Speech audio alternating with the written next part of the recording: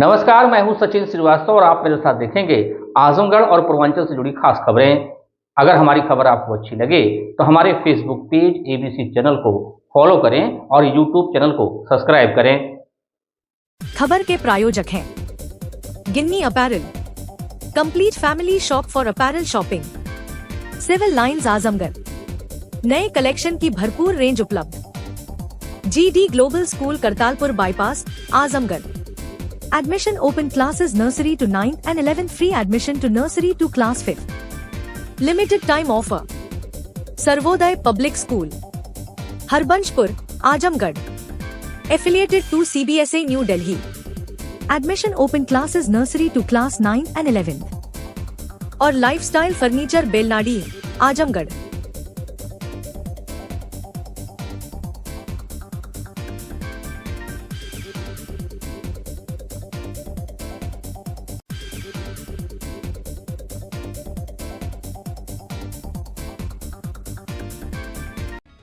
आजमगढ़ जिले के मुबारकपुर थाना क्षेत्र के सठियाव के पास पूर्वांचल एक्सप्रेसवे के समीप आजमगढ़ मऊ स्टेट हाईवे पर स्टंटबाजी का एक वीडियो सोशल मीडिया पर तेजी से वायरल हो रहा है। वीडियो में 3 काले रंग के 4 पहिया वाहनों पर सवार युवक सड़क पर जाम लगाकर खतरनाक स्टंट करते नजर आ रहे हैं, जिससे जाम के साथ ही राहगीरों की सुरक्षा पर गंभीर खतरा उत्पन्न हो गया है। पुलिस वाहनों को चिन्हित करने में जुट गई है। वायरल वीडियो में देखा जा रहा है कि एक ब्लैक कलर की थार व 2 Scorpio Azamgarh Mau state highway पर सठियाव के पास रॉन्ग साइड पर खड़ी है। गाड़ी के सनरूफ से निकलकर सीट पर खड़े कुछ युवक भी दिख रहे हैं। इसके बाद भी युवक ड्रोन कैमरे से वीडियो बना रहे हैं। वीडियो में दिखाई पड़ रहा है कि युवक सांप की चाल में गाड़ी चला रहे हैं। वायरल वीडियो को संज्ञान में लेते हुए एसपी सिटी मधुबन कुमार सिंह ने तत्काल थाना प्रभारी मुबारकपुर शशि मौली पांडे को निर्देशित किया है कि वीडियो में दिख रहे वाहनों और युवकों की पहचान कर सख्त कानूनी कार्रवाई सुनिश्चित की जाए। उन्होंने कहा कि इस तरह की लापरवाही और जानलेवा स्टंटबाजी किसी भी सूरत में बर्दाश्त नहीं की जाएगी। जल्द ही संबंधित आरोपियों को चिन्हित कर उनके खिलाफ विधिक कार्रवाई की जाएगी। पहले क्या कुछ कहना है इस मामले में मधुबन कुमार सिंह एसपी सिटी का, सुनिए। यह प्रकरण थाना मुबारकपुर का है।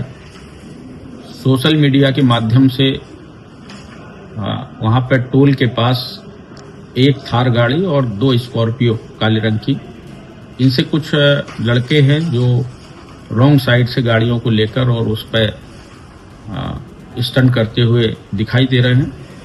इस संबंध में सूचना प्राप्त हुई है। प्रभारी निरीक्षक मुबारकपुर को इन वाहनों को आइडेंटिफाइड करने तथा इन पर जो लोग सवार थे उनको आइडेंटिफाइड करने के निर्देश दिए गए हैं। शीघ्र इसमें इनको चिन्हित करके इनके विरुद्ध जो नियम है वो कार्रवाई की जाएगी।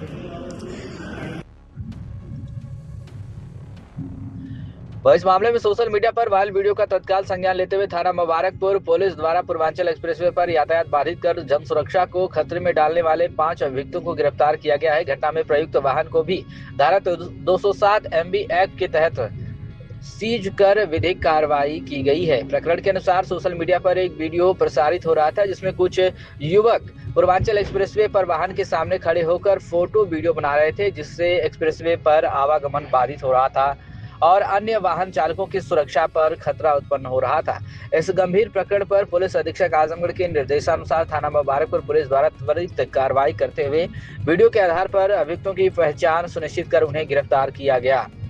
पुलिस ने अमान पुत्र जमीरुल हसन उम्र 19 वर्ष निवासी पूरा रानी थाना मुबारकपुर, नावेद पुत्र वसीम उम्र 20 वर्ष निवासी पूरा रानी थाना मुबारकपुर, अनवर पुत्र मकबूल अहमद उम्र 27 वर्ष निवासी पूरा रानी थाना मुबारकपुर, राहत अली पुत्र बदरुद्दीन उम्र 25 वर्ष निवासी पूरा रानी थाना मुबारकपुर और दानिश पुत्र शमशाद उम्र 19 वर्ष निवासी पूरा रानी थाना मुबारकपुर को गिरफ्तार किया है। आजमगढ़ जिले के गंभीरपुर थाना क्षेत्र के चकडेड़वानी गांव में एक दिव्यांग व्यक्ति के घर में घुसकर मारपीट और तोड़फोड़ का मामला सामने आया। उस घटना का वीडियो भी तेजी से वायरल हो रहा है। पीड़ित तेज प्रताप मिश्रा की तहरीर पर दंपति समेत 8 पर नामजद और 1 अज्ञात के खिलाफ प्राथमिकी दर्ज की गई है। पुलिस मामले की जांच पड़ताल कर रही है। पीड़ित तेज प्रताप मिश्रा ने आरोप लगाया कि 3 मई को गाँव के ही विजय सरोज, उनकी पत्नी मीना देवी मनीष सरोज, गुंजन, अमर सरोज, सूरज सरोज, रुपेश सरोज व निरहु सरोज कुछ अज्ञात व्यक्तियों के साथ मिलकर उनके घर में जबरन प्रवेश किया। इसके बाद आरोपियों ने गाली गलौज करते हुए पीड़ित और उनके पुत्र दुर्गेश मिश्रा के साथ मारपीट की, साथ ही जान से मारने की धमकी दी और घर में लगे सीमेंट शेड को भी तोड़ दिया। पीड़ित ने बताया कि घटना में शामिल लोग एक 4 पहिया वाहन से आए थे। थाना प्रभारी अमित कुमार त्रिपाठी ने बताया कि तहरीर के आधार पर 8 नामजद और एक अज्ञात के खिलाफ प्राथमिकी दर्ज की गई है। जांच के बाद आवश्यक विधिक कार्रवाई की जाएगी। एसपी सिटी मधुबन कुमार सिंह ने बताया कि सोशल मीडिया पर एक वीडियो वायरल हो रहा है। वायरल वीडियो में कुछ लोग घर में घुसकर मारपीट करते नजर आ रहे हैं। आरोपी के खिलाफ प्राथमिकी दर्ज कर ली गई है। जांच के आधार पर आगे की कार्रवाई की जाएगी। क्या कुछ कहना है मधुबन कुमार सिंह, एसपी सिटी का, आप सुनिए। यह प्रकरण थाना गंभीरपुर का है। एक मारपीट का वीडियो वायरल हुआ है। जानकारी करने पर यह तथ्य संज्ञान में आया है कि इसमें पीड़ित पक्ष के द्वारा थाना गंभीरपुर पर एक तहरीर प्रस्तुत की गई है, जिसके आधार पर मुकदमा अपराध संख्या 100/2026 संबंधित धाराओं में पंजीकृत किया गया है। इसकी विवेचना की जा रही है। विवेचना से जो तथ्य आएंगे उसके आधार पर इसमें अग्रिम कार्रवाई की जाएगी।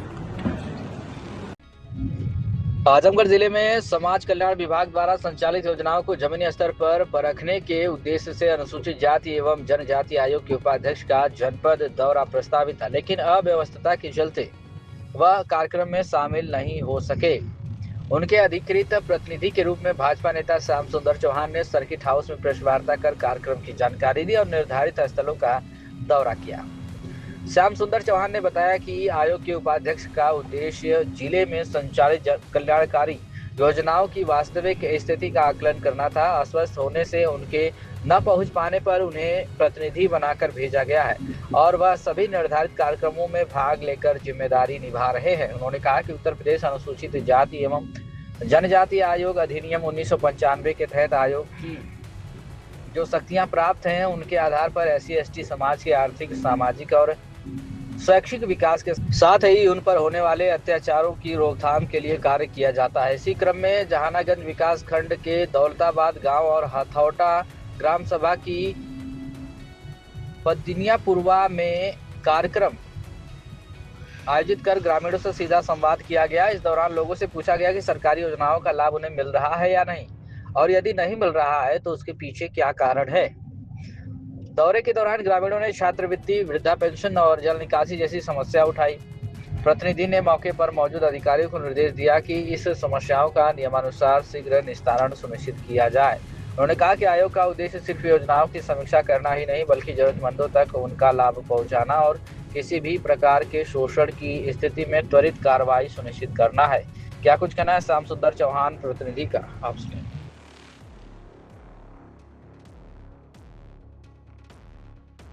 देखिए, आज आजमगढ़ में बैठक और भ्रमण कार्यक्रम को लेके हमारे SC/ST आयोग उत्तर प्रदेश के उपाध्यक्ष श्री बेचन राम जी का आज आगमन था, लेकिन अचानक उनकी तबीयत खराब होने की वजह से आने में असमर्थ हुए। इसलिए मुझे यहाँ पर भेजा गया है। मैं उनका एक अधिकृत रूप से प्रतिनिधि हूँ और मैं स्वयं चल के आया हूँ। जितना भी आज उनका कार्यक्रम है, हर कार्यक्रम में मैं स्वयं जाके हर कार्यक्रम में भाग लूँगा और जो भी दिशा निर्देश है उसको हमें बताया जाएगा। क्या क्या कार्यक्रम है और क्या क्या उद्देश्य है? देखिए, जो हमारा SC/ST आयोग उत्तर प्रदेश अधिनियम 1995 के तहत जो इसको एक शक्ति दी गई है, जो सिविल कोड की शक्ति निहित की गई है, उसके अंतर्गत जो भी हमारे SC/ST समाज के जो भी ग्रुप हैं या समूह हैं, उन लोगों का जो है आर्थिक विकास, सामाजिक विकास, शैक्षणिक विकास और उनपे हो रहे अत्याचार की सुरक्षा के लिए संवैधानिक तरीके से यह आयोग कार्य करता है।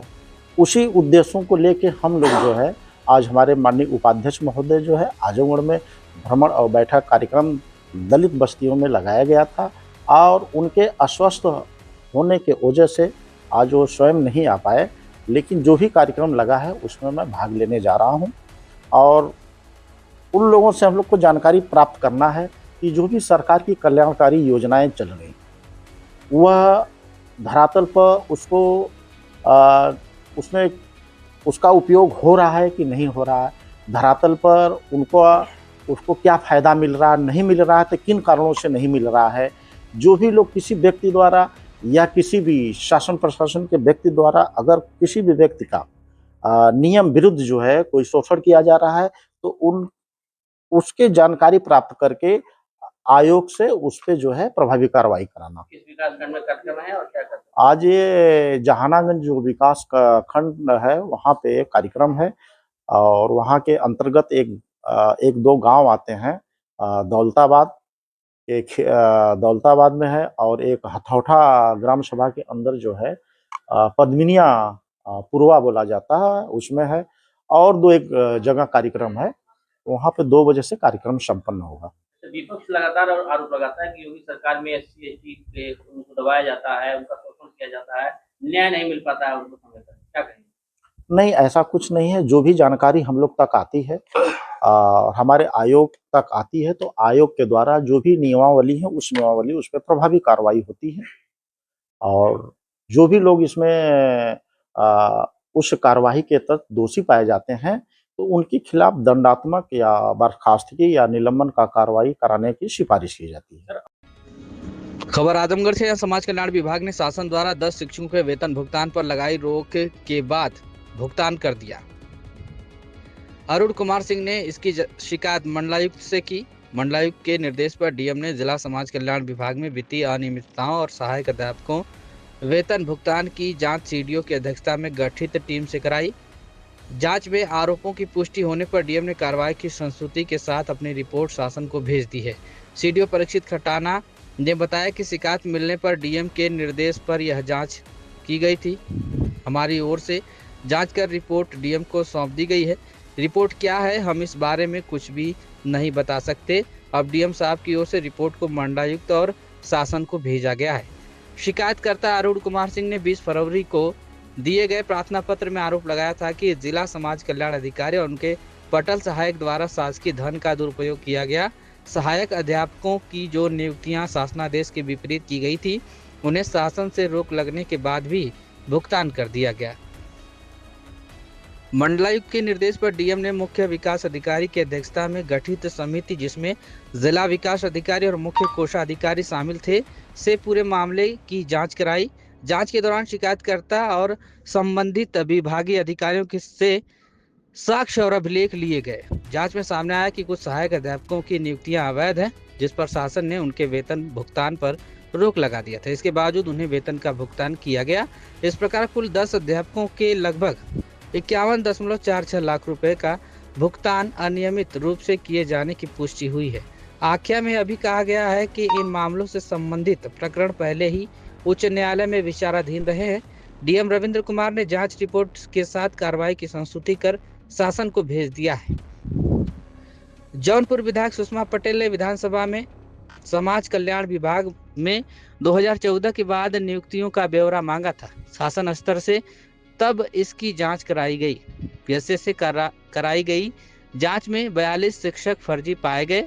2021 में तत्कालीन समाज कल्याण अधिकारी ने इनका वेतन भुगतान रोक दिया था। मामला कोर्ट में था तो कोर्ट के आदेश पर इन लोगों को बीच बीच में कंडीशनली भुगतान होता रहा।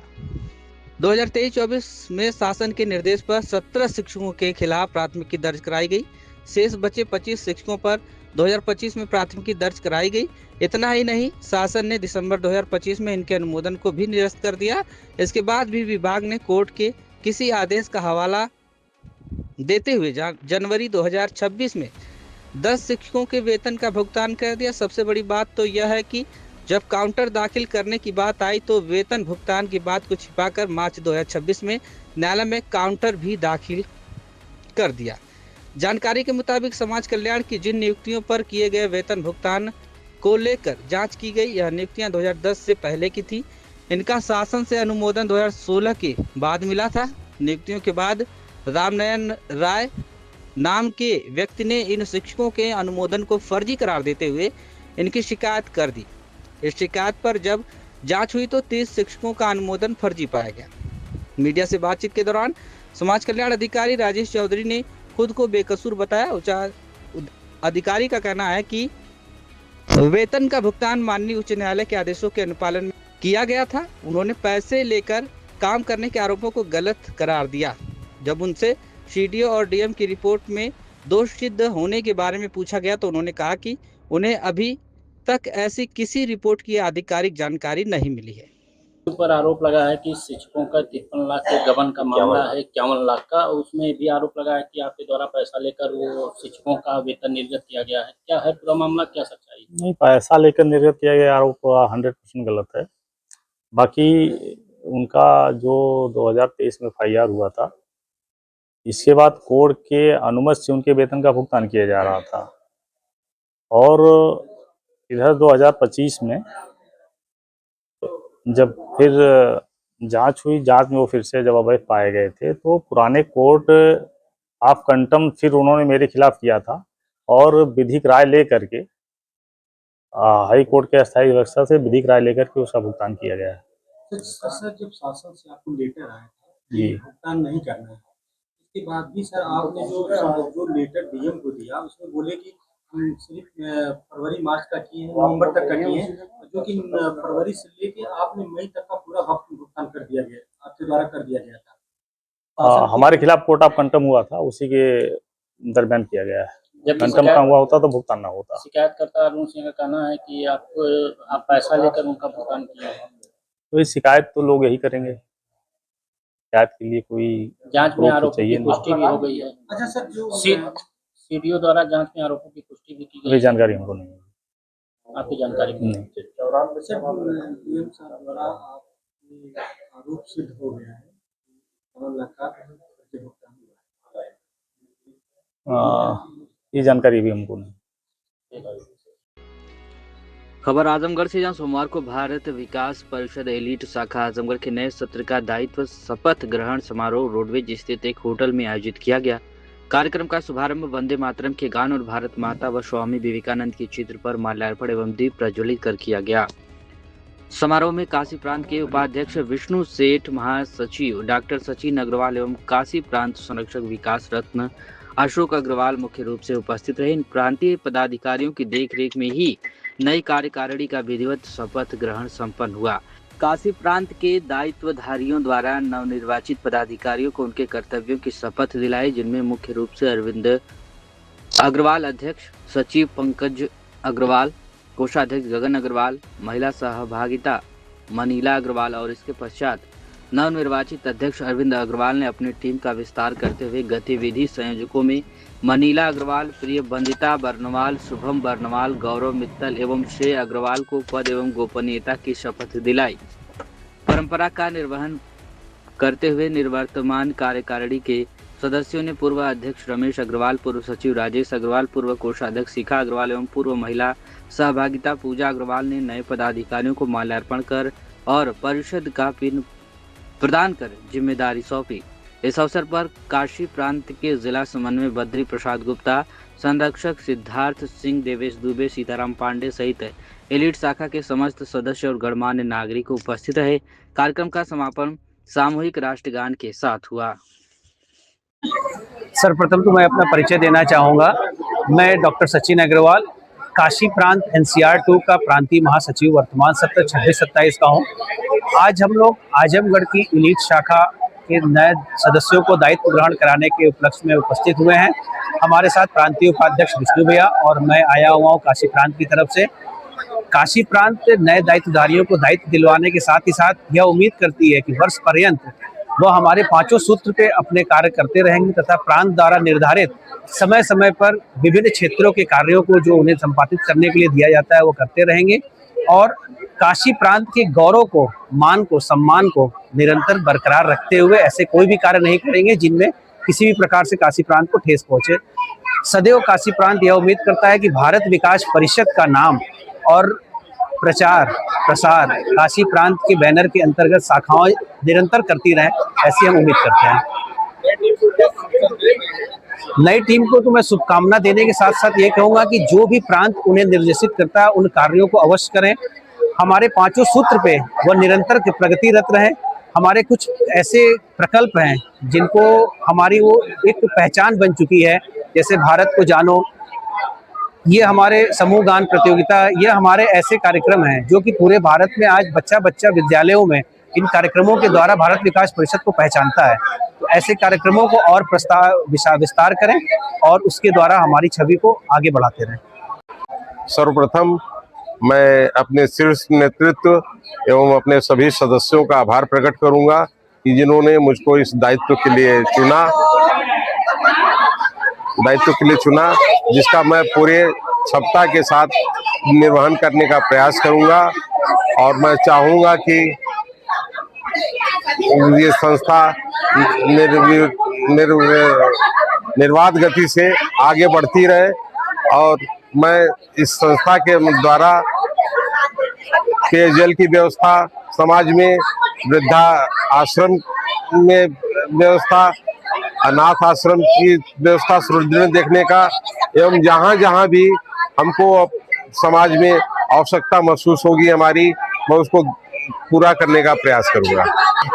शिक्षा जगत के लिए हमारा प्रयास होगा कि जो गरीब बच्चे हैं, जो किसी कारण से अपनी फीस नहीं दे सकते और आगे बढ़ना चाहते हैं, मैं उनके लिए प्रयास करूंगा कि उनकी फीस जमा हो, उनको उन्नति में हम सहयोग कर सकें। खबर आजमगढ़ से, जहां पश्चिम बंगाल, असम और पुदुचेरी के चुनाव में भारतीय जनता पार्टी के प्रदर्शन और राजनीतिक समीकरणों में उत्साहित होकर भाजपा नेता ऋत्विक जायसवाल ने खुशी का इजहार किया। मंगलवार को लछीरामपुर स्थित अपने निजी कार्यालय पर उन्होंने समर्थकों के साथ जीत का जश्न मनाया। जश्न के दौरान बंगाल की संस्कृति की झलक देखने को मिली।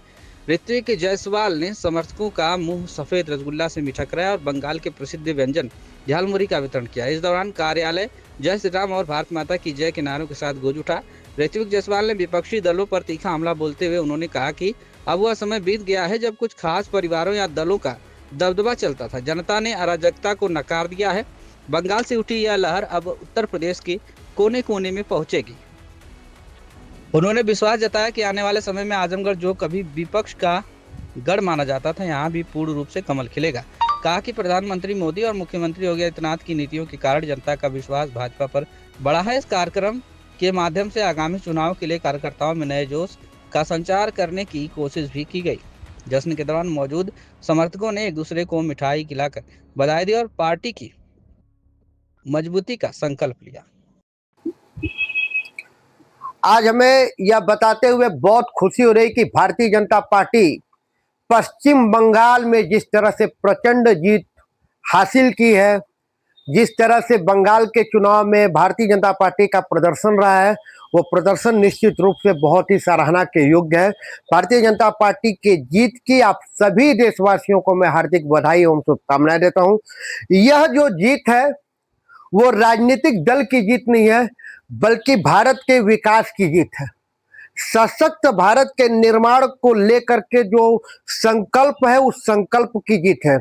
जनता के अटूट विश्वास का जीत है।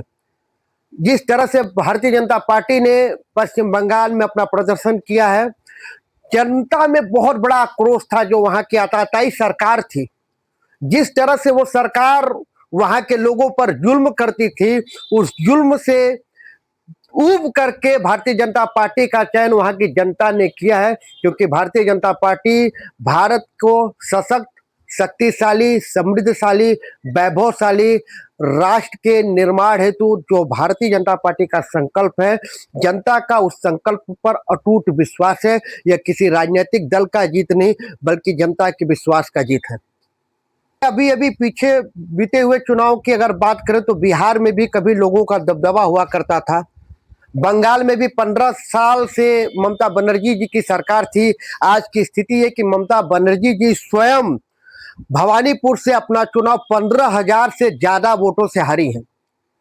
तो जनता ने भारतीय जनता पार्टी के प्रति पूर्ण रूप से विश्वास बना लिया है। भारतीय जनता पार्टी के प्रति जनता का जो अटूट विश्वास है, वह अटूट विश्वास आने वाले उत्तर प्रदेश के चुनाव में भी दिखेगा। और मैं आपको विश्वास दिलाना चाहता हूं कि आजमगढ़ ही नहीं, अपितु उत्तर प्रदेश में भी भारतीय जनता पार्टी प्रचंड बहुमत के साथ पुनः अपना सरकार बनाएगी।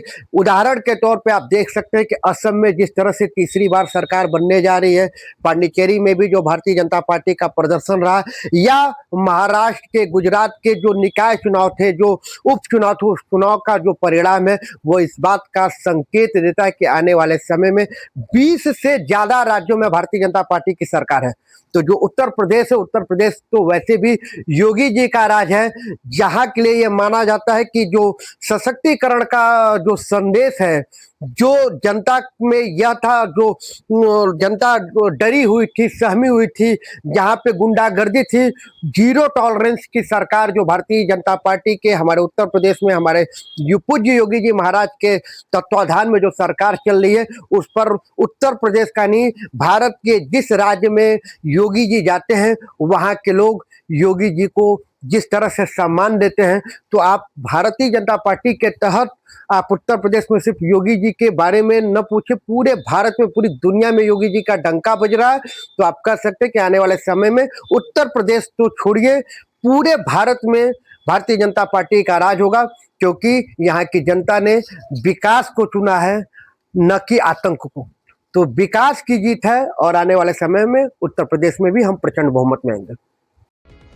खबर आजमगढ़ से, जहां साक्षरता कल्याण समिति उत्तर प्रदेश के बैनर तले शिक्षा प्रेरकों ने अपनी विभिन्न मांगों को लेकर जिला प्रशासन का ध्यान आकर्षित किया। सोमवार को बड़ी संख्या में पहुंचे शिक्षा प्रेरकों ने जिलाधिकारी को ज्ञापन सौंपकर संविदा बहाली और लंबे समय से लंबित मानदेय के भुगतान की मांग की। ज्ञापन के माध्यम से शिक्षा प्रेरकों ने बताया कि साक्षर भारत मिशन योजना के अंतर्गत पूर्व में कार्यरत रहे संविदा कर्मियों को दोबारा बहाल किया जाए। साथ ही पिछले 20 से 25 महीनों से बकाया मानदेय का शीघ्र भुगतान सुनिश्चित किया जाए। उन्होंने कहा कि लंबे समय से भुगतान न मिलने के कारण उनकी आर्थिक स्थिति अत्यंत दयनीय हो गई है। प्रेरकों ने यह भी बताया कि उत्तर प्रदेश में लगभग 1 लाख और पूरे देश में करीब 5.5 लाख शिक्षा प्रेरकों को बेरोजगारी और भूखमरी जैसी स्थिति का सामना करना पड़ रहा है। इनमें आधे से अधिक महिलाएं भी हैं, जिन पर परिवार की जिम्मेदारी है। समिति के पदाधिकारियों ने मांग की है कि शिक्षा प्रेरकों को किसी न किसी विभाग में समायोजित किया जाए, ताकि वे सम्मान पूर्वक अपना जीवन यापन कर सकें। साथ ही लंबित मानदेय का जल्द से जल्द भुगतान कर उनकी समस्याओं का समाधान किया जाए। क्या कुछ कहना है राधेश्याम सरोज जिला अध्यक्ष का और गीता भारद्वाज शिक्षा प्रेरक का, सुनिए। हम शिक्षा प्रेरक संघ जिला अध्यक्ष आजमगढ़। क्या नाम है? मेरा नाम राधेश्याम सरोज है। आज किन मांगों को लेकर आप जनता से आए? देखिए सर, हम लोग साक्षर भारत मिशन के अंतर्गत हम लोग कार्य कर रहे थे और 2018 में संविदा हमारी समाप्त कर दी गई। हमारे विभाग में 70% महिलाएं हैं। सरकार ये कहती है कि हम महिलाओं के साथ जो है बहुत न्याय से हम उतरते हैं, उनका सम्मान करते हैं। तो हमारे साथ संगठन में 70% महिलाएं हैं। सरकार हम लोगों को हमारा मानदेय भी नहीं दी और हम लोगों को जो है 7-8 साल से हम लोगों का संविदा भी समाप्त हो गया। हम चाहते हैं सरकार से कि हमारी मांगे पूरी हो और हमें फिर से जो है विद्यालय पे हमें रखा जाए, हमारी संविदा बहाल हो और तत्काल जो हमारा एकमुश्त मानदेय भुगतान हो और हमारी संविदा बहाल हो। किस पद पे आप लोग थे और कितने लोग थे? हम आजमगढ़ में हमारी 3000 से लेकर 3200 संख्या है। पूरे प्रदेश में हमारी लगभग 1 लाख हमारी संख्या है और पूरे भारत में हमारी 5.5 लाख की संख्या है। हमारी पदों पे नियुक्ति हुई? शिक्षा प्रेरक के पद पर हमारी नियुक्ति हुई, जो ग्राम सभा स्तर से नियुक्ति हुई। ये हम लोगों का 2011-12 में नियुक्ति हुई और हम लोग 18 में हम लोगों को कार्य मुक्त कर दिया गया, हमारी संविदा समाप्त कर दी गई।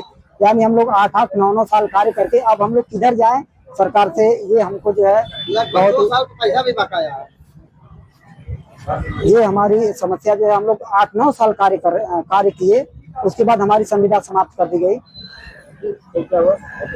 सर तब से हम लोग विभाग के चक्कर काट रहे हैं, हमेशा ज्ञापन के ज्ञापन, हर माह में हम लोग आते हैं ज्ञापन देने, लेकिन कोई हमारी सुनवाई नहीं होती। बकाया कितना आपको? बकाया सर कम से कम 25 माह का लगभग बकाया हम लोगों का मानदेय है।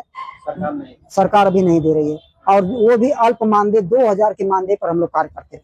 अच्छा, 2000। हमारा सर कोई बात नहीं, मान लीजिए कहीं हम लोग जी खा लेंगे फावड़ा कुदार चला के, लेकिन महिलाओं के साथ, जिनके साथ जो है वो क्या बोलते हैं, जिनके हस्बैंड नहीं रहे इस दुनिया में, उनका कैसे जीवन यापन चलेगा? महिलाएं विधवा हो चुकी हैं, उनका क्या होगा? सरकार कम से कम कुछ तो ध्यान दे। और हम ये कह रहे हैं कि विद्यालय में तमाम अभी पद खाली हैं, बाबू का पद खाली है, उस पर भी हम लोग सर इतने ग्राम सभा में तमाम हम लोग कार्य किए हैं, BLO ड्यूटी से लेके और तमाम हम लोग कार्य जो भी सरकारी योजना ये ग्राम स्तर पे हम सब में हम लोग की सहभागिता रही है। आज DM साहब से मुलाकात हुई है? आज सर DM साहब से मुलाकात हुई, इसके आश्वासन सर मिला कि ठीक है आप लोगों के ज्ञापन पे सुनवाई होगी। अब हम लोग सर जा रहे हैं BSA साहब के यहाँ, जबकि आदेश सर मार्च का आया हुआ है, अभी सर कोई सुनवाई नहीं हुई। साक्षरता आदेश सर आया कि हम लोगों का मानदेय जो है ऑडिट करके मानदेय तत्काल भुगतान कर दिया जाए, लेकिन अधिकारियों के कोई कान पर जू नहीं रिंग रहा है। सर नाम है गीता भारद्वाज, शिक्षा प्रेरक, कहाँ के रहने वाले? आजमतगढ़। क्या मामला आज DM साहब के यहाँ पे आया? DM साहब के यहाँ मामला यही दिया गया कि हम लोग को शिक्षा प्रेरक के पद पर कार्यरत किया गया था, जो 2011 में, फिर 2018 में संविदा समाप्त कर दी गई। उसके बाद सभी जितने भी शिक्षा प्रेरक हैं सभी घर पर ही बैठे हैं। मान लीजिए जो पुरुष हैं वो अपना कहीं भी कुछ करके जीवन यापन कर लेंगे, लेकिन जो महिलाएं हैं वो क्या करेंगी, उनका जीवन यापन कैसे होगा। जो इस पद पर था, इस भरोसे है कि हमारा अभी भी समायोजन हो सकता है किसी भी पद पर, क्योंकि जो सरकारी स्कूल्स हैं वहाँ पे कई पद खाली हैं और जो हमारा बकाया मानदेय है आज कितने साल का मानदेय बताया? 2 साल का मानदेय है, कम से कम 2000। फिर उसके बाद यही है मानदेय आया हुआ है, लेकिन अभी तक जो है BRC तक खबर नहीं गई है। इसी सिलसिले में हम लोग DM साहब से मिले हैं, उनको ज्ञापन दिया गया है कि सर यहाँ तक बात आ चुकी है, आप उनसे रिक्वेस्ट की गई है कि आप हमारा जो मानदेय आया है वो हर ब्लॉक पे सब जगह सूचित कर दिया जाए और सभी प्रेरकों को इसलिए मानदेय मिल सके। आज DM साहब से मुलाकात हुई? हाँ, तो आप लोग अब क्या चाहती हैं? यही चाहते हैं कि मानदेय मिल जाए और किसी पद पर हमारा समायोजन हो जाए। अगर मांगे पूरी नहीं होगी तो क्या करें? मांगे पूरी नहीं होगी तो वही होगा, सब लोग एकजुट होकर के अपनी मांगे पूरी करने की कोशिश करेंगे और धरना प्रदर्शन होगा।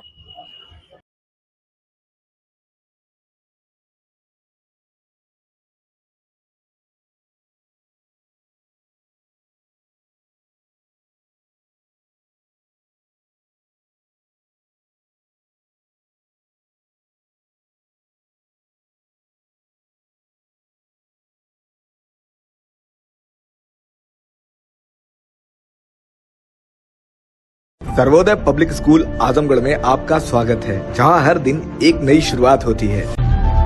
यहां आपके बच्चे की अच्छी शिक्षा और बेहतर भविष्य के लिए नई शिक्षा नीति 2020 के अनुरूप पाठ्यक्रम है और इससे जुड़ी सभी सुविधाएं उपलब्ध हैं। यहाँ sports, horse riding, dance classes जैसी यूजफुल एक्टिविटीज तो होती ही हैं, साथ ही लाइब्रेरी, म्यूजिक और आर्ट एंड क्राफ्ट के थ्रू भी बच्चों की क्रिएटिविटी को स्पेशली बढ़ावा दिया जाता है। बच्चों को तकनीकी दुनिया से जोड़े रखने के लिए स्मार्ट क्लासेस, रोबोटिक्स और कंप्यूटर लैब्स उपलब्ध हैं। छोटे बच्चों के लिए अलग से प्ले सेट एरिया है और एक्टिविटी रूम की व्यवस्था है। सर्वोदय स्कूल में बड़ी क्रिकेट एकेडमी के साथ ही हेल्थ और वेलफेयर क्लब भी है, जहां पर बच्चों को सेहतमंद और खुश रखने की पूरी कोशिश की जाती है। 6th क्लास से गर्ल्स के लिए सेपरेट क्लासेस और बिल्कुल सुरक्षित स्कूल बस सर्विसेज, वो भी GPS के साथ सभी रूट्स के लिए अवेलेबल है।